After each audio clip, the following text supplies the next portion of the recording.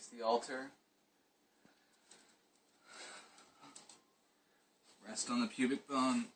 Put the head down. Take some deep breaths. Move the prana up the back, up through the body, into the head and out through the top, and then bring it back down. Deep breaths. Really deep breaths.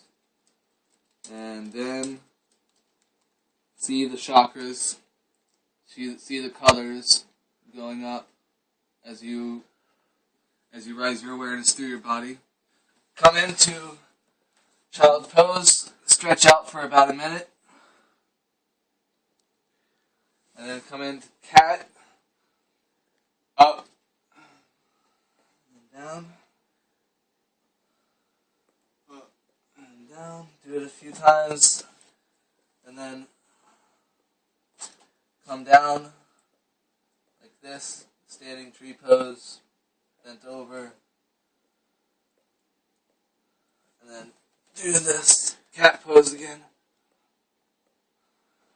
Doing both frees you up more, gets you ready for what's next.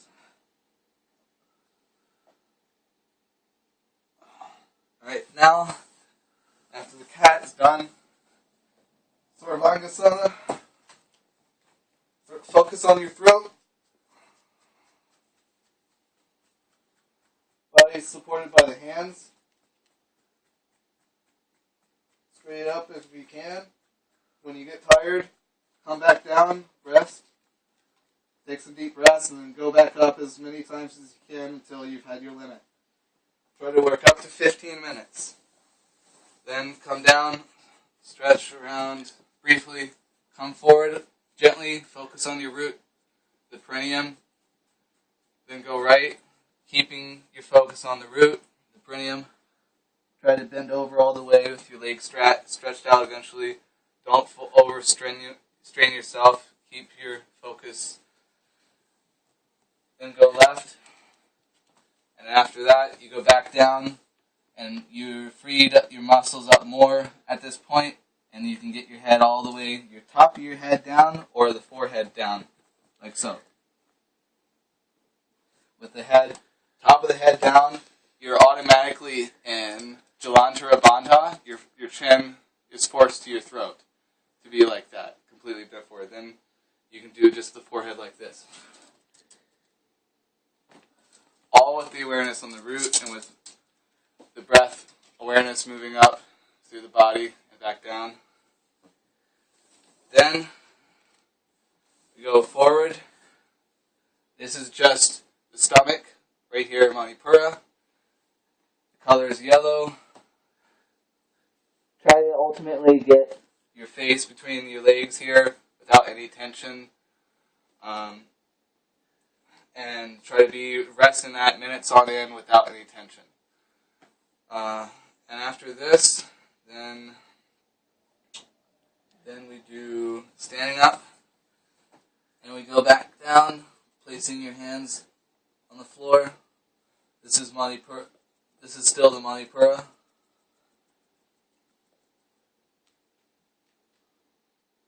And that's it.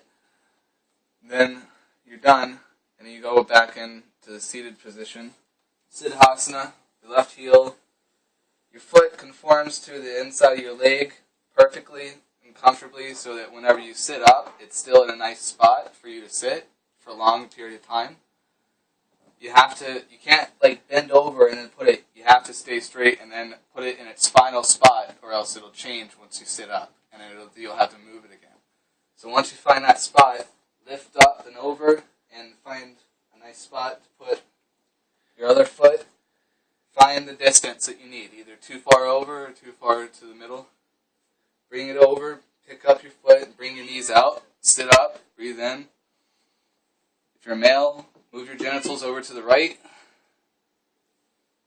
And then pull the toes, the big toes in the middle and the ring, try to pull all of them as a bridge, as one, up and conform them to the bottom part of your right leg. So that it's like this.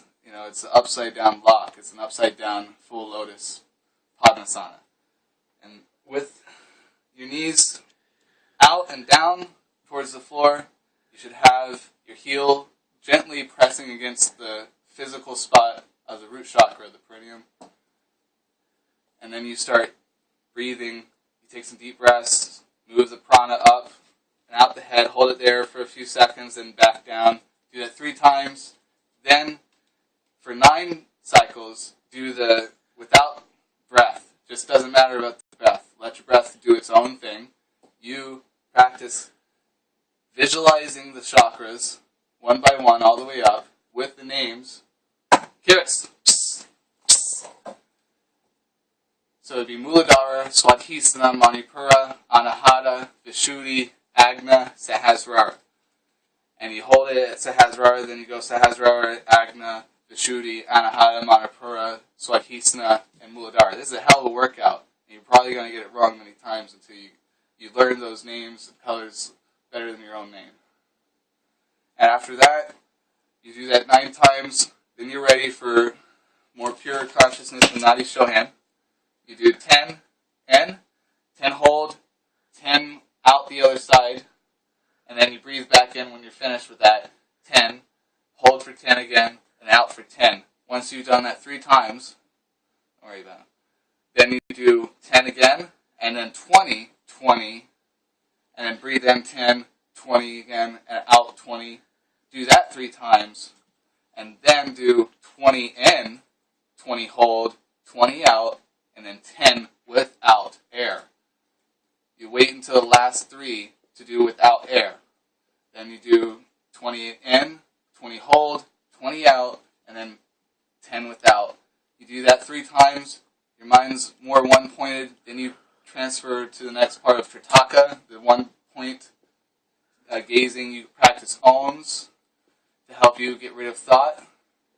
And after that, you just do the dot. After you do enough mantra, you just let go, and what's left is the divine. You do just dot and dot until you withdraw from your senses.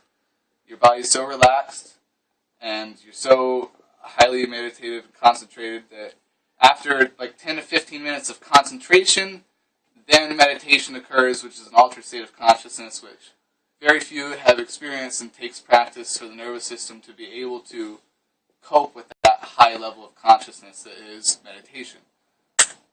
So after you've done that meditation for a while and you're satisfied, you get up and you can go do mantra like Om Namah Shivaya to carry on that state of mind.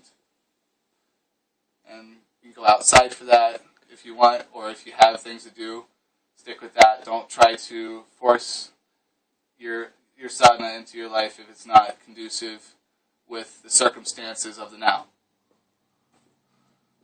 Okay?